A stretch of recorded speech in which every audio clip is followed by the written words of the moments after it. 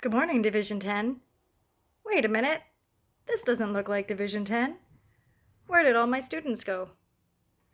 Well, it turns out you're all at home. And so am I. So, because we didn't get to finish reading A Boy Called Bat while we were at school, I've decided that I'm going to do story time with you here. And to fill in for you, since I don't have you with me today, are 20 stuffed animals. So there you go. I still have an audience. Okay, Division 10, we're going to start where we left off. So we left off on Chapter 18 called Dinner Date. Here we go.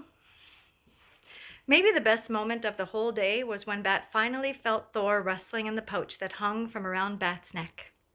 Thor awoke from his nap just when Lawrence was finishing the last bath, which was for an inky spaniel named Webster.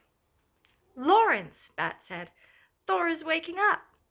Bat pulled open the sling and gently extracted the kit from it, holding Thor's warm, wiggly body up to his cheek. The kit's nose twitched as he snuffed around. "Baby wants his milk," Lawrence said, and together they fed him. If Bat had his way, he would wear Thor in the sling all the time, but Mom made him take it off at bath time and bedtime. She was willing to compromise at dinner. "Really, Bat, don't you think Thor would be more comfortable in his enclosure?" Mom said as she served out 3 platefuls of spaghetti and meatballs. "No," said Bat, "I really don't." Mom squinted her eyes tight. When she opened them, she said, "Okay, Thor can join us for dinner, as long as he stays in the sling. I'll bet when he's older, though, Thor will love spaghetti and meatballs," Bat said happily, twirling a messy forkful of noodles. "Skunks eat everything, you know. They're omnivores. Omni means everything. Vor means one who eats." "We know, Bat," said Janie. "You told us already like 100 times." "Don't you think it's interesting?" asked Bat. "Don't I think what is interesting?" "Everything," said Bat. "Everything there is to know about animals." "Not really," said Janie. "I think theater is way more interesting than animals." "That's stupid," said Bat. Because it was. "Bat," said Mom in her warning voice, deep and serious with her eyebrows pointed toward her nose. "I'm sorry I said your interest is stupid," said Bat. He wasn't actually sorry because Janie's interest was stupid. Theater was pretend. Animals were real. But Mom had let him bring Thor to the dinner table, so Bat turned his mouth up in a smile and added, "Will you forgive me?" Mom liked it when he remembered to say that. "Whatever," Janie said. "Mom, did you make any garlic bread?" "Oh, it's in the oven. It's probably done," Mom said. Janie pushed back from the table, found an oven mitt in the drawer, and pulled the tray of bread out of the oven. It smelled wonderful. "Ezra once said that garlic is the best smell in the world, better than even than roses," Janie said, putting the bread slices into a basket and bringing it to the table. "That Ezra is a character," Mom said. "He's pretty funny," Janie said. "He even makes our math teacher laugh, and she doesn't think anything is funny." "If she doesn't think anything is funny," Bat said, reaching across the table for a piece of bread, "then why does she laugh at Ezra?" "Is it mean laughing?"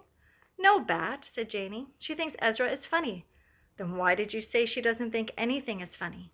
"Ugh, never mind, Bat," said Janie. Bat took one bite of the garlic bread.